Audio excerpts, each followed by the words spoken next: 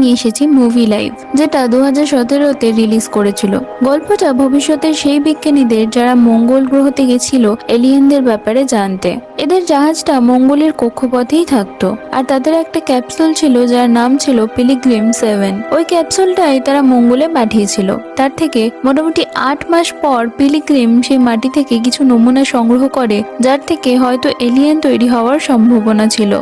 কিন্তু পিলিগ্রিম 7 তারপর যখন তাদের স্পেসশিপের দিকে ফিরছিল, তখনই সেটা ওই কক্ষপথে ঘুরতে থাকা অন্য কোনো একটা কিছুর সাথে জোরে ধাক্কা খেয়ে নিজের লক্ষ্য হারিয়ে ফেলে।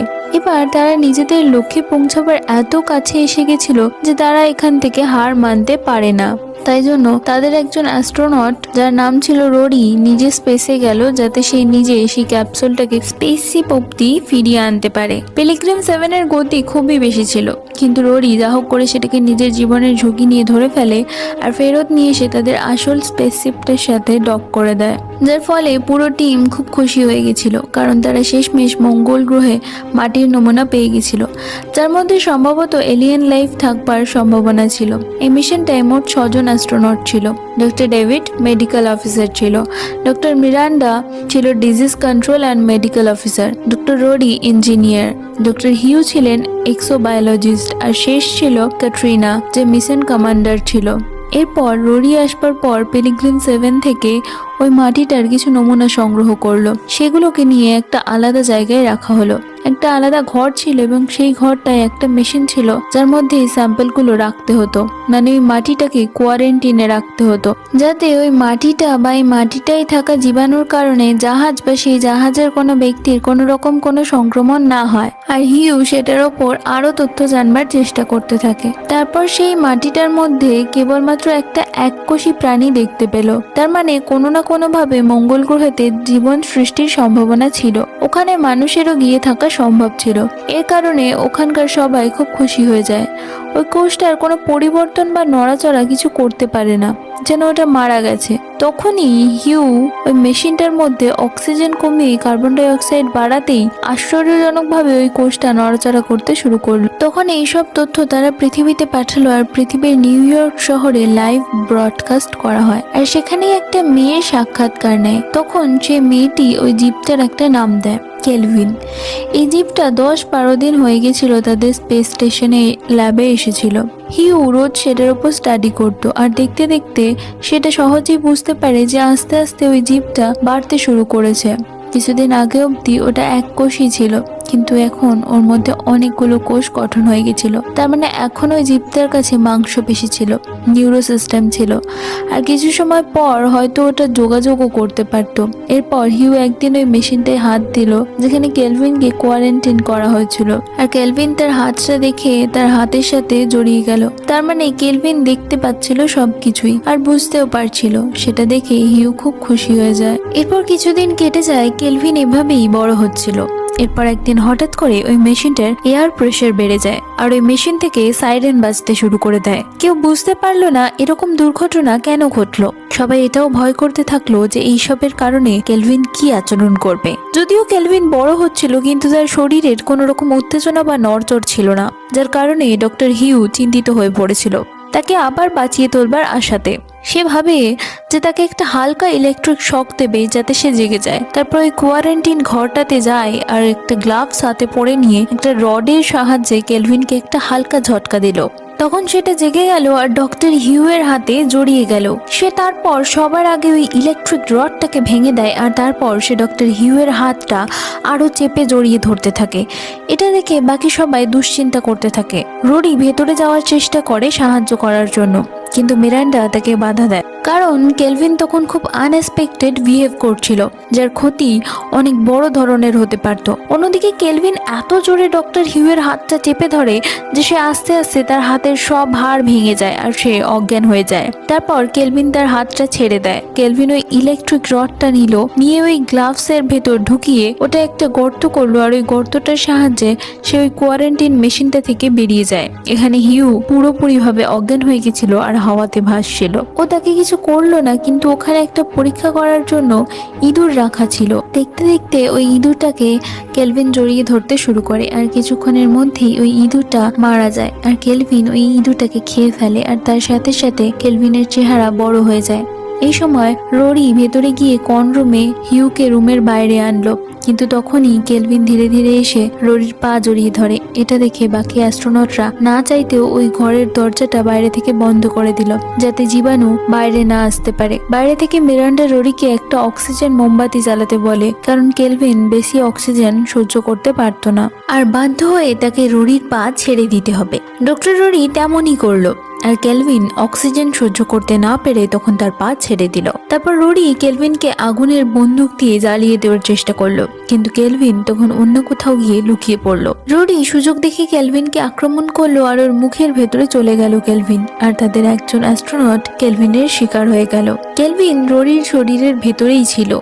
এর থেকে এটা প্রমাণ হয়ে যায় যে কেলভিনের শরীরে মস্তিষ্ক ছিল, আর সেটা যথেষ্ট বুদ্ধিও রাখতো।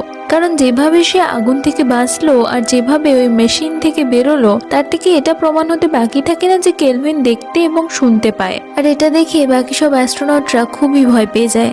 তার কিছুক্ষণ পর তারা সবাই মিলে ওই ঘরটায় বিষাক্ত গ্যাস সরিয়ে দেয় যেখানে কেলভিন ছিল, আর এর ফলে কেলভিন রোরির শরীর থেকে বেরিয়ে যায়। ও আকৃতিতে আরো অনেক বেড়ে গেছে তখন, আর যেখান থেকে গ্যাস বেরোচ্ছিল কেলভিন ওখান থেকে বেরোনোর পরিকল্পনা করতে থাকে। এর জন্য ওই অ্যাস্ট্রোনটরা ওই সব জায়গাগুলো বন্ধ করতে শুরু করে দেয়, কিন্তু আগুন আর তারপরে এই বিষাক্ত গ্যাসের কারণে ওদের সিস্টেমে গড়বড় হয়ে যায়।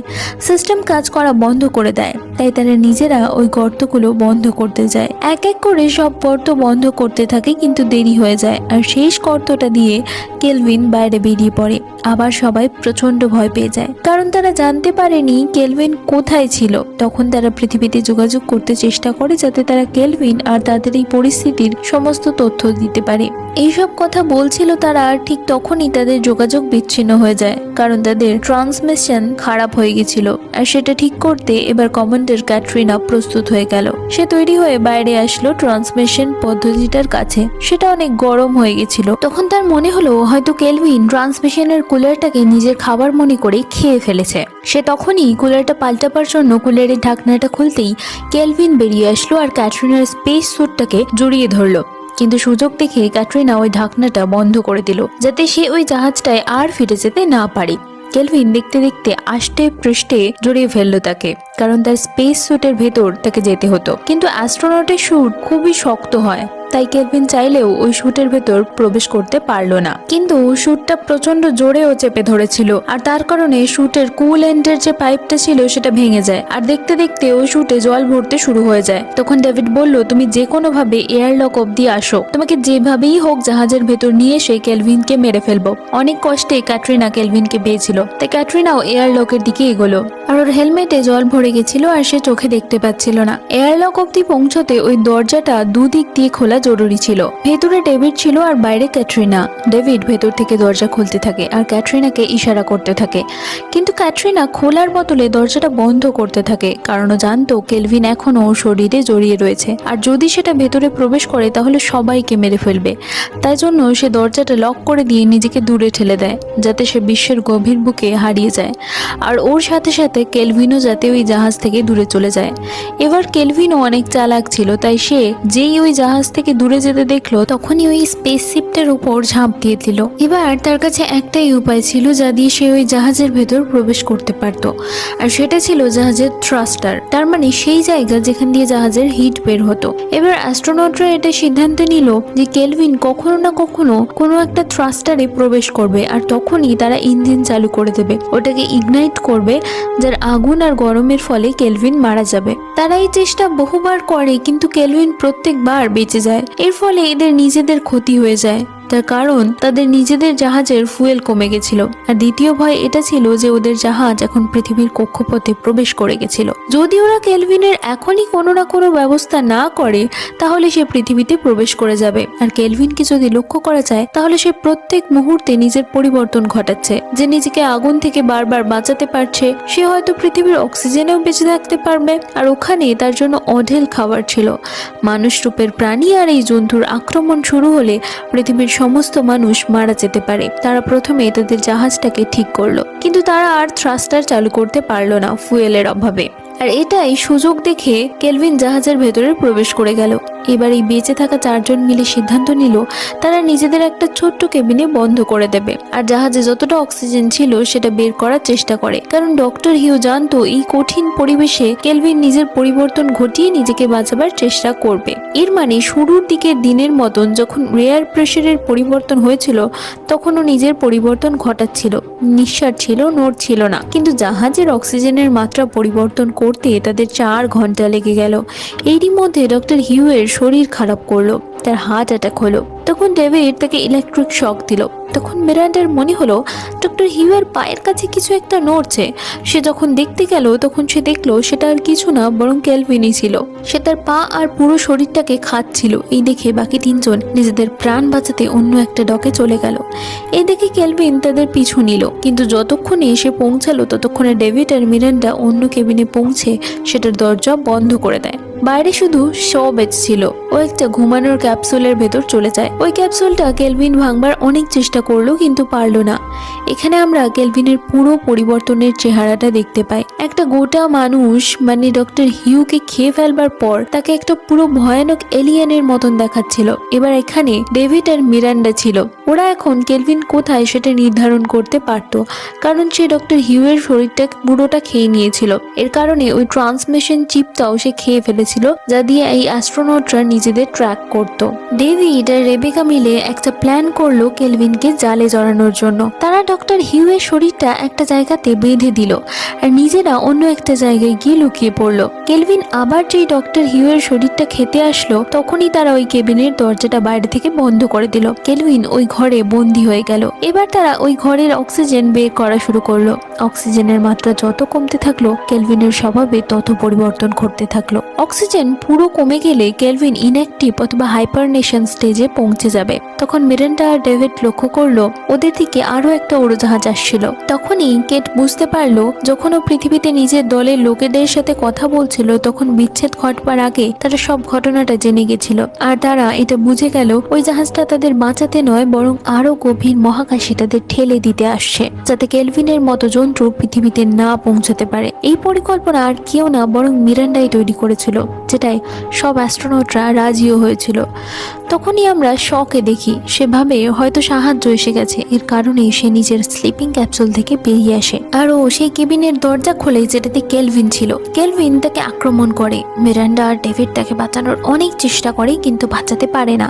আর দেখতে দেখতে কেলভিন শকেও মেরে ফেলে। অন্যদিকে যে জাহাজটা আসছিল সেটা তাদের জাহাজটার সাথে ধাক্কা খেয়ে যায় আর দুটো জাহাজের মধ্যে মারাত্মক আকারের একটা দুর্ঘটনা ঘটে যায়। এবার মিরান্ডা আর ডেভিড এই জাহাজে একমাত্র ছিল যারা বেঁচে ছিল। তারা দুজনেই বুঝতে পারে ওই দুর্ঘটনার ফলে তাদের জাহাজ অনেক দ্রুত গতিতে পৃথিবীর দিকে যাচ্ছে, যাতে তাদের জাহাজ ভেঙে যেতে পারে কিন্তু কেলভিন বেঁচে যেতে পারে, যেটা পৃথিবী আর তার মানুষদের জন্য মারাত্মক ক্ষতিকারক হবে। এবার এদের কাছে দুটো পোর্ট ছিল যেটা দিয়ে তারা পৃথিবীতে নামতে পারত। তো ডেভিড সিদ্ধান্ত নিল যে সে কেলভিনকে অক্সিজেন ক্যান্ডেলের সাহায্যে ওই পোর্টটায় আনবে আর ওই পোর্টটা মহাশূন্যে ভাসিয়ে দেবে, যার ফলে কেলভিন পৃথিবী অব্দি পৌঁছতে পারবে না। কিন্তু এতে ডেভিডের নিজের প্রাণের ভয় ছিল। আর অন্যদিকে অন্য পোর্টের সাহায্যে রেবেকা পৃথিবীতে পৌঁছাবে। রেবেকার এই প্ল্যানটা ভালো লাগে না, তাই সে মানা করে দেয়, কিন্তু সেও বুঝতে পারে এছাড়া আর অন্য কোনো রাস্তা নেই। আর ডেভিড ওকে অনেক বোঝায়। ওদের কাছে সময় খুবই কম ছিল, তাই না চাইতেও তাকে মেনে নিতে হলো।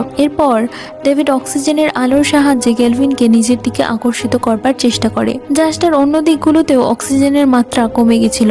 দেখতে দেখতে ডেভিড ওই পোর্টটায় ঢুকে গেল আর তাকে দেখে কেলভিনও ওর পিছনে চলে গেল।